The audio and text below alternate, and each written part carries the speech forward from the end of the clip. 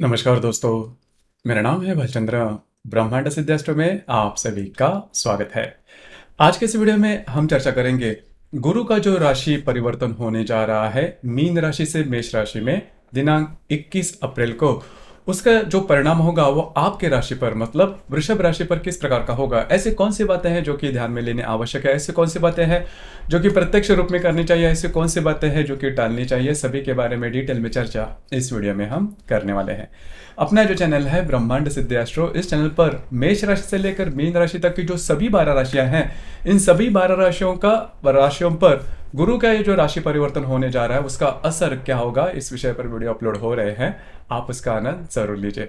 तो चलिए जान लेते हैं गुरु का जो राशि परिवर्तन आपके कुंडली में मेष राशि में मतलब आपके व्यय भाव में होने जा रहा है, उसका जो प्रभाव, उसका जो परिणाम होगा वो किस प्रकार का होगा। तो गुरु जो ग्रह है वो आपके राशि के लिए मतलब वृषभ राशि के लिए नंबर 1 का अशुभ ग्रह माना जाता है, क्योंकि ये आपका अष्टमेश भी है और लाभेश भी है। तो इस वजह से इसे अशुभ फलदायी माना जाता है। लेकिन दूसरे शब्दों में अगर कहे तो वो बहुत मायने में थोड़ा शुभ फलदायी भी माना जाएगा। थोड़ा मतलब थोड़ा ज्यादा, क्योंकि लाभेश मतलब आपको प्रत्यक्ष रूप में मिलने वाले जो धन राशि है उसे लाभ कहते हैं, और जो अष्टम स्थान पर अनएक्सपेक्टेड लाभ जिसे हम कहते हैं उसे अष्टम स्थान से देखा जाता है।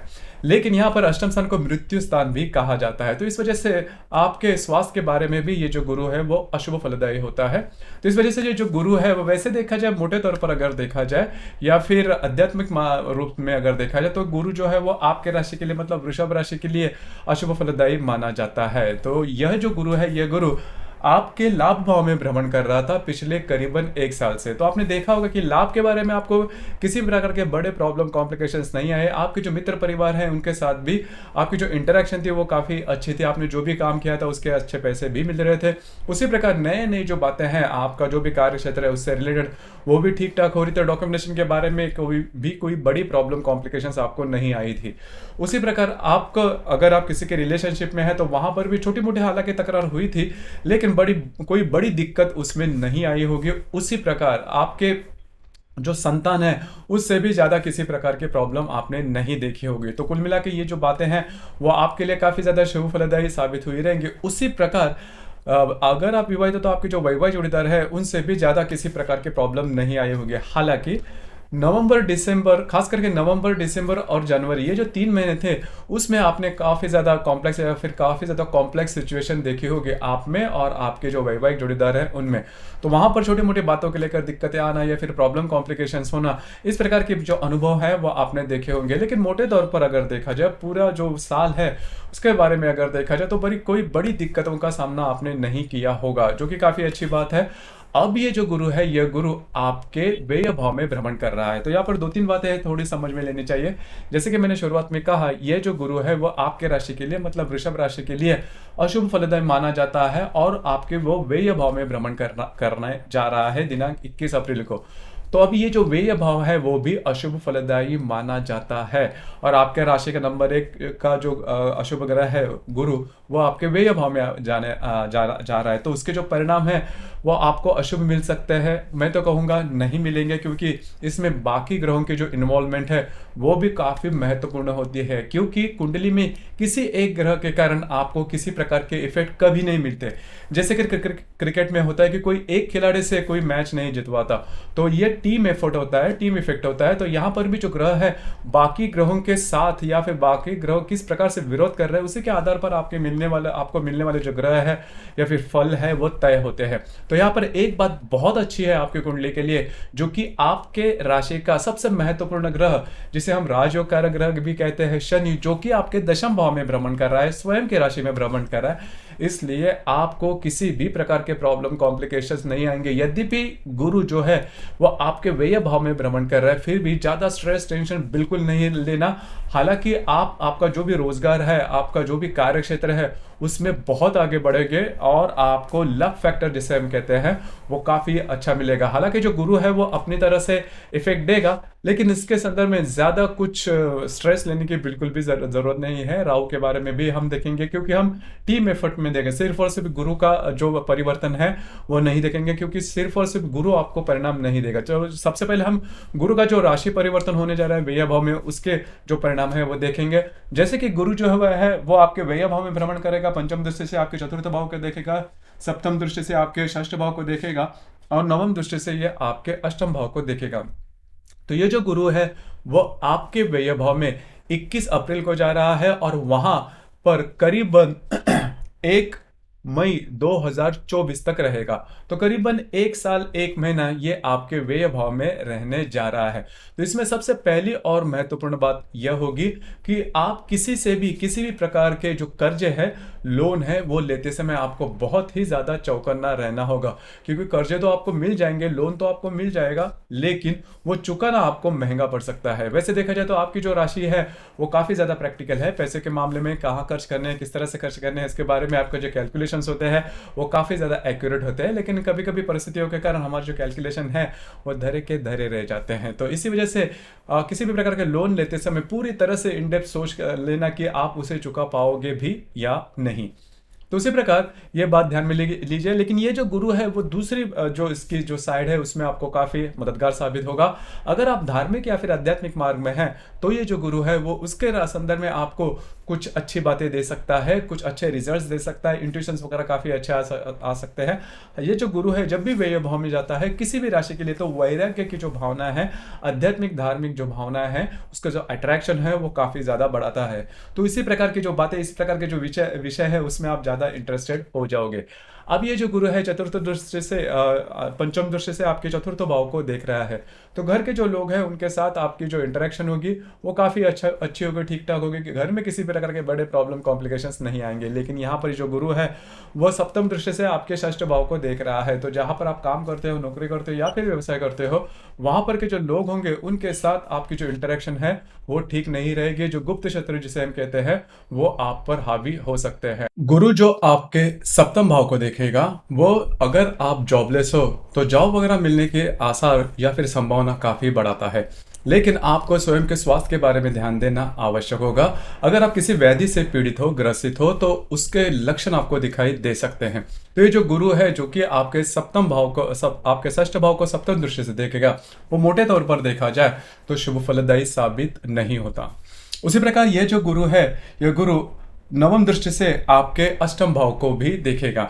अष्टम भाव को, जैसे हमने कहा कि अष्टम भाव को मृत्यु भाव भी कहा जाता है, तो यहाँ पर भी आपको स्वयं के स्वास्थ्य के बारे में ध्यान देना बहुत ही ज्यादा आवश्यक होगा। हालांकि ये जो गुरु है वो ये गुरु अगर आप किसी अलग ही प्रकार की या फिर इलीगली कोई अर्निंग करते हो, आउट ऑफ द वे जाकर कोई पैसे अर्न करते हो, तो उसके बारे में ये जो गुरु है वो शुभ फलदायी साबित होता है, लेकिन उसके कभी ना कभी नेगेटिव इफेक्ट भी आपको मिल सकते हैं। तो मोटे तौर पर अगर देखा जाए तो ये जो गुरु का भ्रमण है वो आपके लिए व्यय भाव का जो गुरु का भ्रमण, जिसे हम 12वां गुरु कहते हैं, वो शुभ फलदायी माना नहीं जाता। दूसरे शब्द में कहा जाए तो ये जो गुरु है वो वैसे भी देखा जाए तो आपके राशि के लिए अशुभ फलदायी ग्रह है।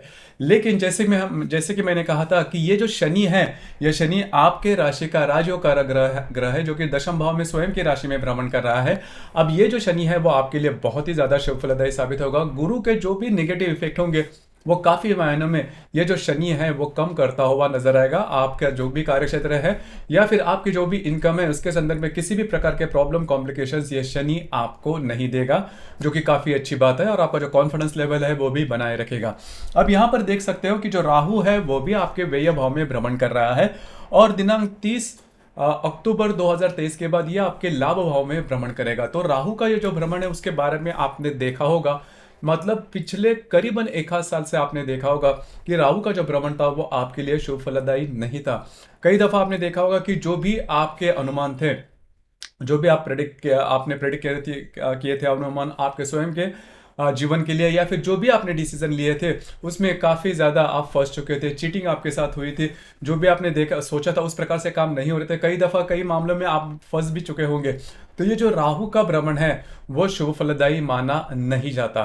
तो इसी वजह से हालांकि आपने पिछले साल जो भी प्रॉब्लम कॉम्प्लिकेशंस फेस किए रहेंगे छोटे मोटे, तो वो राहु के कारण किए रहेंगे, क्योंकि जो राहु है वो आपके व्यय भाव में भ्रमण कर रहा था।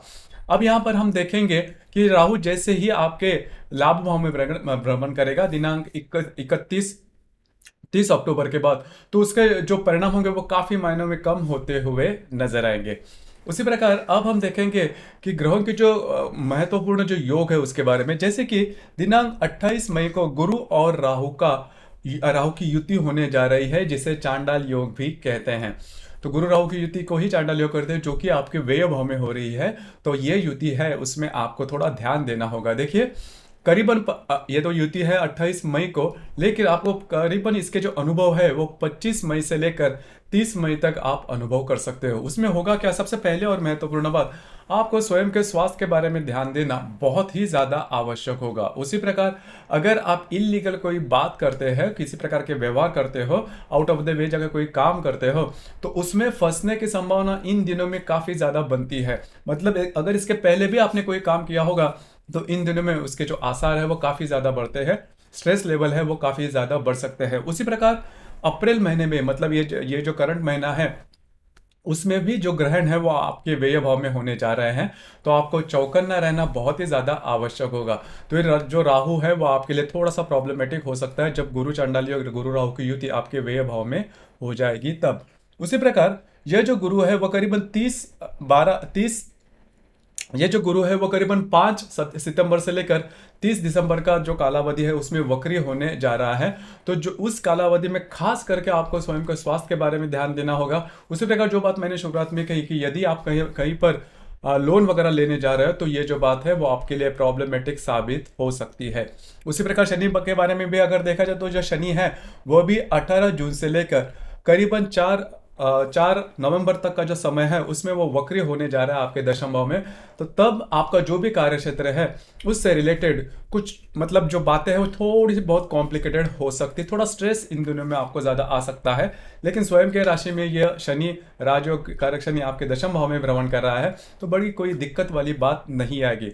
तो कुल मिला के देखा जाए तो ये जो गुरु है वो आपके लिए अशुभ फलदायी होगा, लेकिन जो शनि स्वयं के राशि में आपके दशम भाव में भ्रमण कर रहा है वो आपके लिए बहुत ही ज़्यादा शुभ फलदायी साबित होगा। सिर्फ गुरु राहु की जो युति या फिर गुरु जो आपको राहु जो आपके व्यय भाव में भ्रमण कर रहा है उस पर थोड़ा ध्यान देना आवश्यक है। उसी प्रकार जो जातक करीबन 14 अप्रैल से लेकर, जो जातकों का जो बर्थ डेट है या फिर जन्म का जो तारीख है वो करीबन 14 अप्रैल से लेकर 14 मई तक की होगी, 17 अगस्त से लेकर 17 सितंबर तक की होगी, 16 दिसंबर से लेकर 14 जनवरी तक जिनकी भी जन्म तिथि होंगी, उनके लिए ये जो गुरु का भ्रमण है वो बहुत ही ज़्यादा शुभ फलदायी साबित होगा, काफ़ी ज़्यादा महत्वपूर्ण है, बहुत ही ज़्यादा।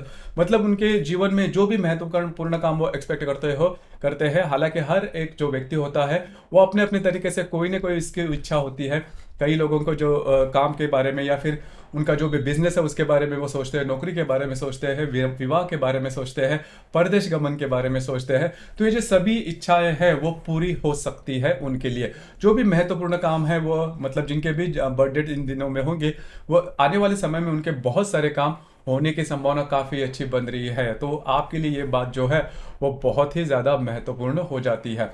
उसी प्रकार ये जो राहु है उसके बारे में आपको थोड़ा सा ध्यान देना आवश्यक होगा। लेकिन कुल मिला के देखा जाए तो आपके लिए यद्यपि जो गुरु है वो अशुभ फलदायी है, लेकिन उसके बहुत एक्सट्रीम लेवल पर जो परिणाम है वो नहीं मिलेंगे। छोटी मोटी बातें हैं जैसे कि हमने वीडियो में कहा, उसके ऊपर आपको थोड़ा ध्यान देना होगा।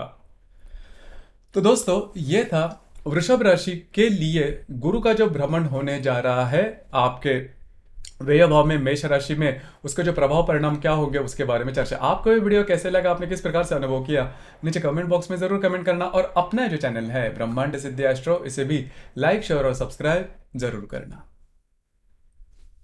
धन्यवाद।